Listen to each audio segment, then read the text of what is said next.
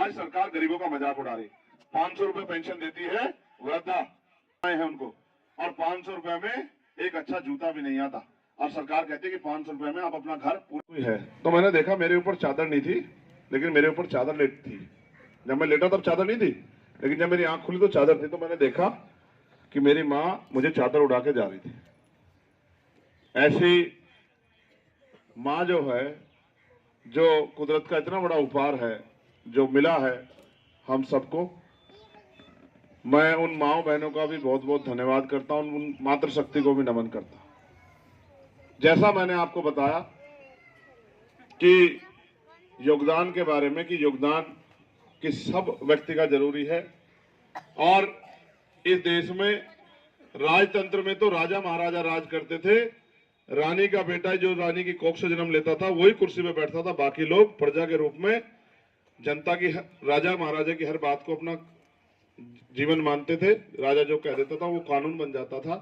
लेकिन बाबा साहब ने तमाम तरह के अपमान, तमाम तरह के अन्याय सह के इस रानी के पेट को चीर दिया, और उन्होंने कहा कि राजा जो तैयार होगा वो बैलेट बॉक्स से आपकी वोट से तैयार होगा, और आपकी तरफ इशारा करते हुए कहा कि आप भी अपने बीच से किसी भी व्यक्ति को राजा बना सकते हो। राजा का मतलब जो आपके और हमारे जीवन में बदलाव करेगा, जो हमारी समस्याओं को हल करेगा। आपने अपने गांव में बहुत अच्छा सदगुरु रविदास जी महाराज गुरु घर बनाया है, और कितनी अच्छी बात उस पर लिखी है। मैं इनको समझाता रहता हूं कि रविदास जन्म के कारण होत ना कोई नीच, और नर को नीच कर डारी है ओछे कर्म की प्रीत की। यानी कि सदगुरु रविदास जी महाराज 600 साल पहले कह के गए कि जन्म के कारण कोई नीच नहीं होता है, जाति के कारण कोई नीच नहीं होता है, कर्मों के कारण आदमी नीच होता है। जो आदमी बुरा काम करेगा उसकी समाज में इज्जत नहीं होगी, और जो आदमी अच्छा काम करेगा उसकी समाज में इज्जत होगी। मुझे बड़ा खेद के साथ कहना पड़ेगा कि समाज ने बाबा साहब अम्बेडकर को जाना नहीं है। माना तो है, पूजा तो है, लेकिन उनको जाना नहीं। बाबा साहब अम्बेडकर वो शख्सियत थे जिन्होंने कहा कि मुझे पूजने की नहीं, मुझे पढ़ने की जरूरत है। मैं मूर्तियों में नहीं, मैं किताबों में हूं। न राजपाट बटा, न साधन संसाधन बटे। ऐसा नहीं हुआ कि आजादी से पहले जिसके घर में जिस पर कच्चा मकान था उसको आजादी का। यदि आपको हमारी वीडियो अच्छी लगी हो तो आप हमारे चैनल को सब्सक्राइब जरूर करें। धन्यवाद। जमीन नहीं मिले, ये सब कुछ अगर आसान किया तो बाबा साहब अम्बेडकर के संविधान ने किया। और बाबा साहब अम्बेडकर का जो संविधान है, उस संविधान की एक बात मैं आपको बहुत अच्छी बताता हूं कि 600 साल पहले जो बात सदगुरु रविदास जी महाराज कह के गए, क्या कि ऐसा चाहूं राज में जहां मिले सबनु अन्न, और छोटे बड़े सब संब से रविदास रहे प्रसन्न। की ऐसा राज होना चाहिए जहां कोई छोटा बड़ा ना हो, जहां कोई ऊंच नीच ना हो, जहां कोई भेदभाव ना हो, ना जाति के आधार पर भेदभाव हो, ना धर्म के आधार पर भेदभाव हो, ना किसी को सताया जाए, ना किसी बहन बेटी का अपमान हो, ना बहुत कोई अमीर हो जो गरीबों की मजाक उड़ाए, और ना कोई बहुत गरीब हो जिसकी अमीर मजाक उड़ाए। सब प्रेम भाव से रहे, सबको खाने के लिए अन्न की, तन ढकने के लिए कपड़े की, सर ढकने के लिए छत की व्यवस्था हो, पीने के लिए साफ पानी की व्यवस्था हो। और उसी बात को बाबा साहब अम्बेडकर ने संविधान में लिखा, क्या कि जाति के आधार पर कोई ऊंच नीच नहीं करेगा, करेगा तो मुकदमा लिख के जेल जाएगा। धर्म के आधार पर कोई किसी को सताएगा नहीं, अगर सताएगा तो जेल जाएगा। और हर व्यक्ति को रोटी कपड़ा मकान देना सरकार की जिम्मेदारी होगी। हर बहन बेटी के सम्मान की रक्षा करना सरकार की जिम्मेदारी होगी। और सबको पढ़ लिख के आगे बढ़ने का अवसर मिलेगा, सब समान है। लेकिन आज तो इस देश में जाति के आधार पर भी अन्याय होता है। कैसे? आपने देखा शब्बीरपुर का अन्याय के ताकतवर लोगों ने हमारे घर चला दिए, हमारे गुरुजी की मूर्ति का अपमान कर दिया, बाबा साहब की मूर्ति तोड़ दी, हमारी बहन बेटियों को सताया। जब कोई भी नहीं लड़ा, सारे नेता चुप हो गए, तो मैं वहां लड़ने के लिए गया तो मुझे पकड़ के जेल में बंद कर दिया। जब मुझे बेल मिल गई तो मेरे ऊपर एनएसए लगा दी। 16 महीने, 1 साल 4 महीने 16 महीने मैं जेल में रहा, और तमाम तरह के अत्याचार मैंने जेल में सही। जेल में कोई मिठाई थोड़ी मिलती है, जेल में तो जुल्म होता है। और जब आप सरकार के खिलाफ लड़ते जाओ तो वो तो सारे काम करती है, बहुत सारे लोग जेल में मर भी जाते हैं। अभी केरल में हमने एक लड़ाई लड़ी थी 2 साल पहले। एक रास्ता था जिस रास्ते पे दलितों को चलने की आजादी नहीं थी, एक गेट लगा के रोका गया था। हमारे साथियों ने वो गेट ही उखाड़ के फेंक दिया, और ये कहा कि दुनिया में, देश में कोई ऐसी जगह नहीं बचेगी। बाबा साहब का संविधान हमें अधिकार देता है कहीं से भी घूम सकते हैं, तो उन्होंने गेट ही उखाड़ के फेंक दिया। फिर उनको, मुझे अपने समाज से बात जरूर कहनी है और मुस्लिम समाज से भी कहनी है मुस्लिम समाज और पिछड़े वर्ग के लोगों, संख्या से कुछ नहीं होता लोकतंत्र में। अगर आप में राजनीतिक ताकत ना हो, संख्या तो 20 करोड़ के बाद होने के बावजूद नहीं हो सकता, वो बुरा व्यक्ति हो सकता है, लेकिन किसी को भी अगर सताया जाए तो अच्छे आदमी को, इंसानियत को मानने वाले लोगों को, और स्पेशली जो हम लोग हैं, जो मानवता को मानने वाले लोग हैं, जिन्होंने जुल्म जाति सही, जो इंसानियत को सबसे बड़ा मजहब मानते हैं, हमें तो बहुत तकलीफ होती है जब भी किसी को सताया जाता है। मैं आपसे इसलिए बात कह रहा था कि आपको समझ आए कि जिनके पास राजकाज नहीं होता उनको जुल्म जाति सहनी पड़ती है। अब मैं आपसे कह रहा हूं, बहुत गौर से सुनना। आज यहां इस लोकसभा क्षेत्र में 2 पार्टियों में मुकाबला हो रहा है, एक आजाद समाज पार्टी और दूसरी कौन सी भारतीय जनता पार्टी। तो आजाद समाज पार्टी का क्या चरित्र है आप जानते हो, वो किसकी लड़ाई लड़ती है, किसकी मदद करती है, किसकी पार्टी है, किसके लिए काम कर रही है, ये आप जानते हो। उनके लिए चंद्रशेखर आजाद आपके सामने, और दूसरी मोदी जी की पार्टी। तो मोदी जी की पार्टी का चाल चरित्र ये है कि यही भाजपा के लोग हैं जिन्होंने जीते जी बाबा साहब अम्बेडकर की शव यात्रा निकाल के उनको खून के आंसू रोने के लिए मजबूर किया। और यही भाजपा है जिसने 2 अप्रैल 2018 को 17 भीम आर्मी के नौजवानों को मौत के घाट उतार के, 17 नौजवानों को मौत के घाट उतार के, और हजारों लोगों को जेल भेज के, करंट लगा के, तमाम तरह की परेशानियां उनके आगे खड़ी करके, उनको जब वो SC/ST एक्ट बचाने के लिए आंदोलन करने गए थे उनको रोकने का काम किया। यही भारतीय जनता पार्टी की सरकार है, यही भारतीय जनता पार्टी की सरकार है। जब हाथरस में हमारी वाल्मीकि समाज की बच्ची को अपमानित करके मार दिया, तो उस बेटी को कचरे की तरह, हमें बंद करके उस बेटी को कचरे की तरह पेट्रोल डीजल डाल के जला दिया।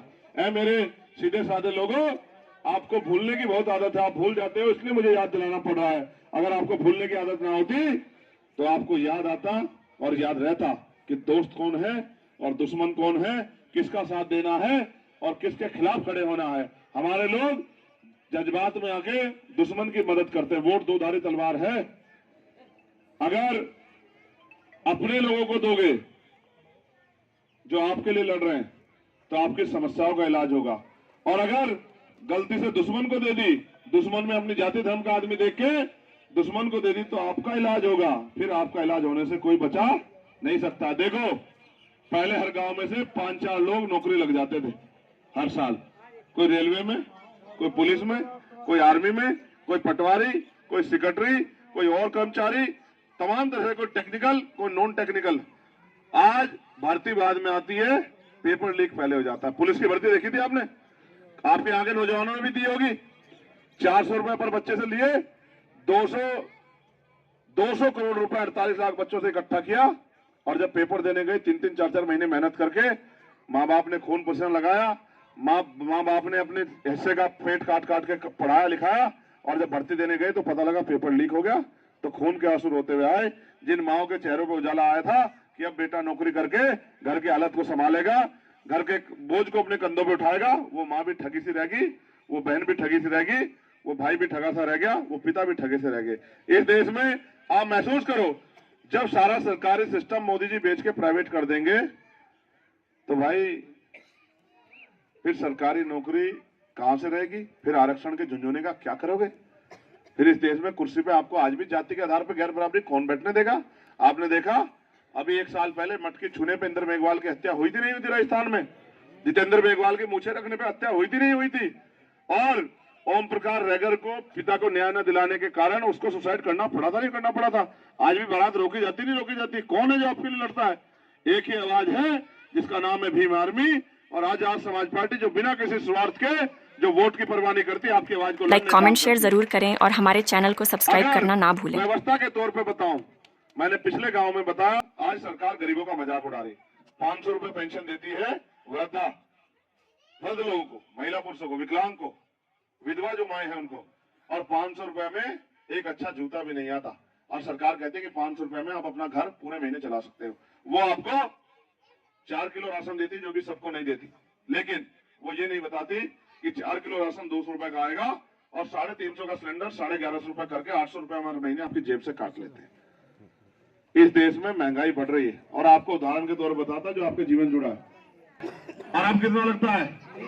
30। तो 3 गुना बढ़ गया, नहीं बढ़ गया किराया? क्या आपकी आमदनी 3 गुना बढ़ी? क्या 400 रुपए की मिलने वाली मजदूरी 1200 रुपए की हुई, तो फिर आप महंगाई का मुकाबला कैसे करोगे? बताओ। जब आपकी जेब में पैसा नहीं होगा तो सुख सुविधा कहां से लाओगे? फिर आप इस देश में गुलाम नहीं तो क्या हो? जिनके पास राजकाज नहीं, जिनके पास हक अधिकार नहीं, वो गुलामी तो है। और फिर भी आज पढ़े लिखे भाई बहन बेरोजगार घूम रहे हैं। हम पे तो पॉलिसी है और हम बता भी रहे हैं और मैं आपको कह भी रहा हूं, करके दिखाएंगे जब ताकत आएगी, कि जिस तरह से हरिद्वार में इंडस्ट्रियल एरिया लगा के वहां के लाखों नौजवानों को सरकार रोजगार देती है, उसी तरह से नगीना लोकसभा में भी इंडस्ट्रियल एरिया लगा के यहाँ के पढ़े लिखे नौजवानों को, लाखों नौजवानों को रोजगार मिल सकता है अगर कोई करना चाहे, चाहे वो टेक्निकल हो या नॉन टेक्निकल हो। ठीक है। जिस तरह से बड़े बड़े हॉस्पिटल अन्य जगह पे बन सकते हैं, उसी तरह से एम्स जैसा हॉस्पिटल आपकी नगीना लोकसभा में बन सकता है, जिससे गरीब भी अपने बच्चों का, अपने भाई का, अपनी बहन का, अपनी माँ का, अपनी पत्नी का, अपने परिवार के लोगों का अच्छा इलाज करा सके, उनकी जेब ना कटे। सारे काम हो सकते हैं, बिजली का दाम भी कम हो सकता है, और मनरेगा में जो 20 दिन 25 दिन या 100 दिन जो काम मिल रहा है वो भी बढ़ के 365 दिन हो सकता है। आने वाला समय तो मजदूरी भी नहीं मिलेगी। कैसे? पहले मैं गांव में देखता था, एक परिवार 5 दिन में एक खेत को से गेहूं या कोई भी फसल काट के 1 साल के अनाज की व्यवस्था कर लेती थी। अब तो 2 घंटे मशीन काट जाती है, तो मजदूरी भी खत्म हो जाएगी। तो भाई आप इस देश में करो क्या? जो पढ़े लिखे नहीं है वो मजदूरी पे डिपेंड थे। अब आप देखो पुल बन रहे हैं, मजदूरों की जरूरत नहीं, मशीन लग रही है, ऊपर ही जाके घेर देती है सारा काम। ठीक है। तो जो ना पढ़े लिखे हैं वो तो गुलाम हो जाएंगे, जो पढ़े लिखे हैं उनको रोजगार नहीं मिल रहा, वो वैसे बर्बाद हो जाएंगे। जब ये सरकार अडानी अंबानी का 15 लाख करोड़ रुपए माफ करती है, तो आपको लोन क्यों नहीं देती? आपको 2 क्यों नहीं देती? आपको रोजगार क्यों नहीं देती? क्योंकि उनको पता है कि अगर इनका पेट भरेगा, इनके कनस्तर में कई दिन का आटा होगा, तो ये आराम से पढ़ के आराम करेंगे, और आराम करेंगे तो ये सोचेंगे कि यार हम इस देश में इतनी मेहनत मजदूरी करके भी गरीब बेबस लाचार क्यों हैं? जो टैक्स हम देते हैं वो टैक्स का पैसा हमारे ऊपर क्यों लगता? हमारे यहाँ अच्छी सड़कें, अच्छे अस्पताल, अच्छे कॉलेज, अच्छी यूनिवर्सिटियां क्यों नहीं बनती? तो जब आप सोचोगे तो सवाल करोगे तो संघर्ष होगा। तो सरकार का सीधा फॉर्मूला है कि रोटी खाओ और संघर्ष के रास्ते मत जाओ। जबकि ना रहेगा बांस और ना बजेगी बांसुरी। ठीक है। लेकिन एक सवाल ये भी है कि जब सांप निकल जाए तो लकीर को पीटते रहो। आज आप पे मौका है अपने ऊपर हुए हर जुल्म को वोट की ताकत से जवाब देने का। 19 तारीख को वोट पड़ेंगे, और एक तरफ पैसे वाले लोग हैं और एक तरफ आपका अपना चंद्रशेखर आजाद है, जिसके पास ये तो बड़ा नाम नहीं कि उसकी बुआ मुख्यमंत्री रही हो या उसकी माँ मुख्यमंत्री या उसके पिताजी मुख्यमंत्री रहे हो।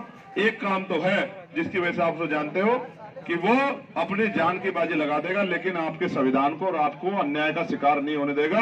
ये पहचान तो उसके पास है। अगर मैं आपसे पूछ रहा हूं भाई, सड़क पे कब तक लड़ता रहूं?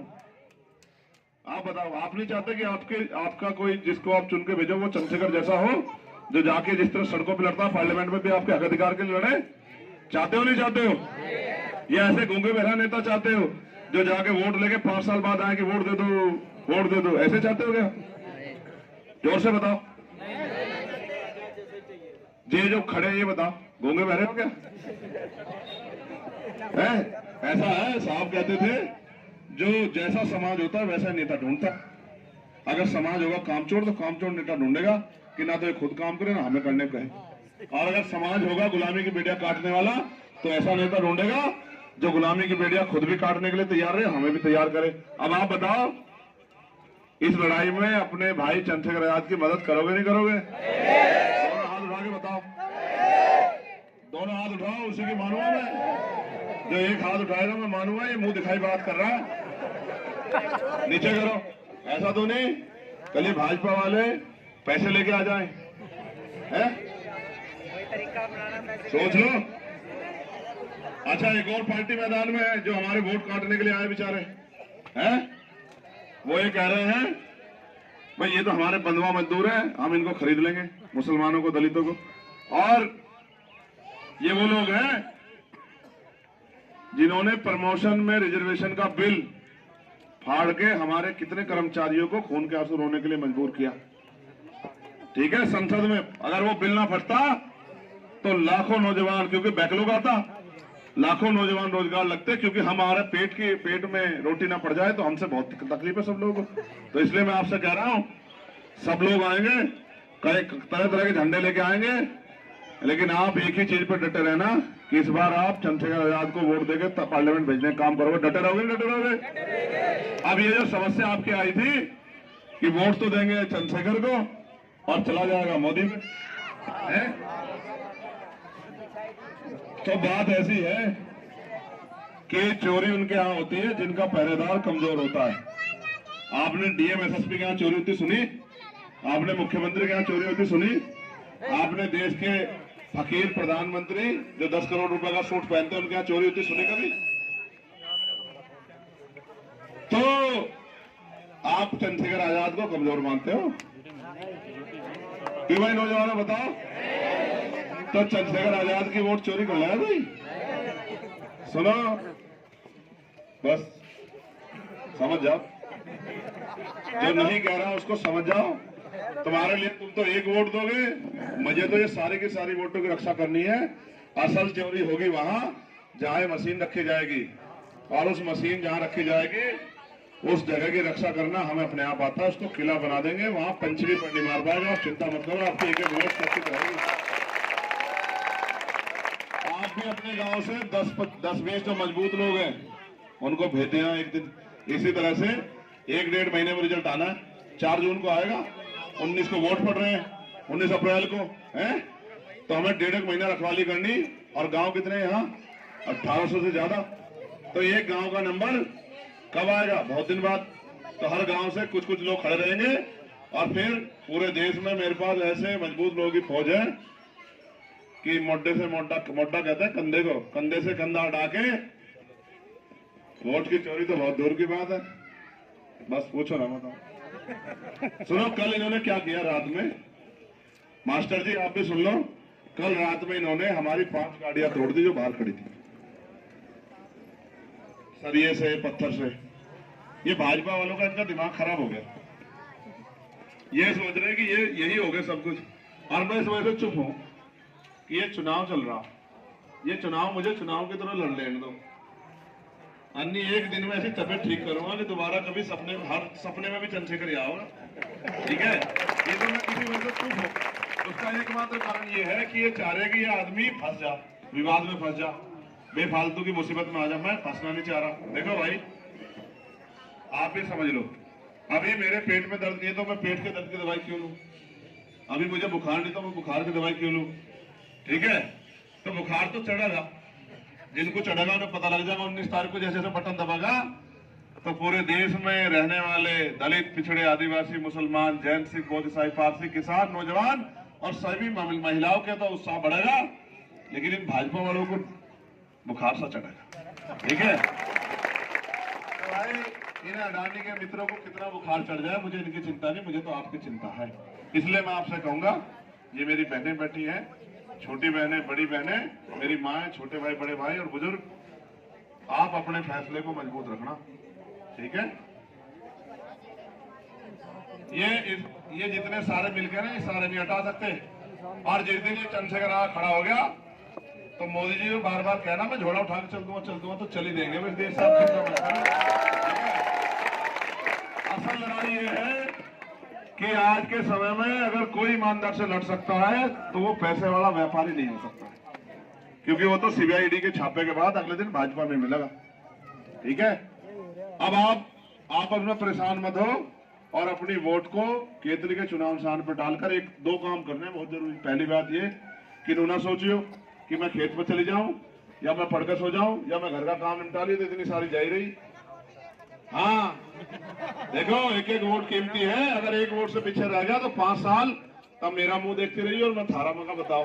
ठीक है, दूसरी बात, ये बहुत जिम्मेदारी की बात है, जो लड़ाई समाज की होती है उसको समाज ही लड़ता है, जो लड़ाई व्यक्ति की होती है उसको व्यक्ति लड़ता है। ये लड़ाई हमारे आजादी की लड़ाई है, करो मरो की लड़ाई है। तो आपने बहुत सारी माएं ऐसी जिनके बच्चों की शादियां होगी, आप अपनी बच्चों से बात भी करते होंगे, तो उन्हें जरा फोन करियो कल को या आज शाम के टाइम, और सब उसे बहन को फोन करके कहियो कि अपने देवर को, जेठ को, अपनी सास को, ननद को, नंदोई को, सबको कह दिए अब वोट इस बार भाई चंद्रशेखर आजाद को केतली के निशान पर देनी, समझे न समझे? ये काम हमारी माँ को करना, और जो बब्बे घर में आ गए उनको भी कहना कि अपनी माँ को फोन करके कह दे कि इस बार वोट इधर उधर नहीं देना, चंद्रशेखर आजाद को देना। करोगे नहीं करोगे मेरी मदद? फोन करोगे नहीं करोगे? और ये जो हमारे भाई साथी खड़े हैं भाभीियों के यहाँ हैं, और जिनकी शादियां तय होगी उनके यहाँ, और जिनकी नहीं हो उनके यहाँ भी, सबके यहाँ फोन कर करके वोट मांग लियो। ठीक है, लोकतंत्र है। आप वोट नहीं मांगने के वो कहेंगे भाई कोई हमसे किसी मांगी तो है नहीं। ठीक है, मांगोगे नहीं मांगोगे वोट? लड़ाओगे नहीं लड़ाओगे चुनाव? दोगे नहीं दोगे ताकत? बताओ, स्वाभिमान सम्मान का जीवन चाहिए नहीं चाहिए? यह गरीबी बेबसी में काटनी जिंदगी, बहुत सारी चीजें नहीं कहना चाह रहा, लेकिन आप समझ लो, ये बिना प्लस्तर के मकान बता रहे कि आप इतने दिनों में कितने आगे बढ़े आजादी के 75 साल बाद भी, और आपके मकान से कच्चे रहे पक्के बिना प्लस्तर के, छुए या भूखे रहो या पैसे, से किसी को कोई फर्क नहीं। तो आपको पढ़ना चाहिए, आप अपने सोचो कि ये कैसे दूर होंगी, और इसका दूर करने का एकमात्र रास्ता है जो बाबा साहब ने कहा, political power is the master की। मास्टर जी, राजनीतिक सत्ता ही वो चाबी है जो सारी समस्याओं का हल कर सकती है, और सत्ता की चाबी अभी किसके पास है? मोदी जी के, तो उनके लोगों का हल हो रहा, और जीव आ जाएगी चंद्रशेखर के पास, तो फिर है जी। वो एक हरियाणा में कहावत है कि वारे नारे हो जाएंगे, है जी। क्या हो जाएंगे? वारे नारे। अगर वारे नारे करवाने तो चंद्रशेखर को वोट दे दियो, और अगर इक्करी जीना तो भाई फिर मैं क्या कर सकूं? फिर मेरे हाथ में क्या है? मैं भी थारी जैसा ही। ठीक है ना? ठीक है, तो बताओ, ईमानदार से बताओ, पहले बताओ हमारा निशान क्या? चुप रहो भाई, ये बताऊंगी। रुक जाओ भाई, चुप रहो, जोर से बताओ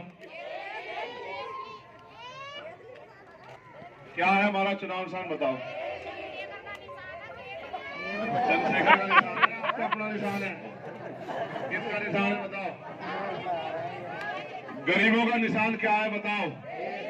मजदूरों का निशान क्या है बताओ? किसानों का निशान क्या है बताओ? बहन बेटियों का निशान क्या है बताओ? माँ का निशान क्या है बताओ? बुजुर्गों का निशान क्या है बताओ? बेरोजगार नौजवानों का निशान क्या है बताओ? हम सबका निशान है केतली, और नारा बहुत बढ़िया दिया है बिलाल भाई ने कि सारी पार्टी देख ली और अब की बार।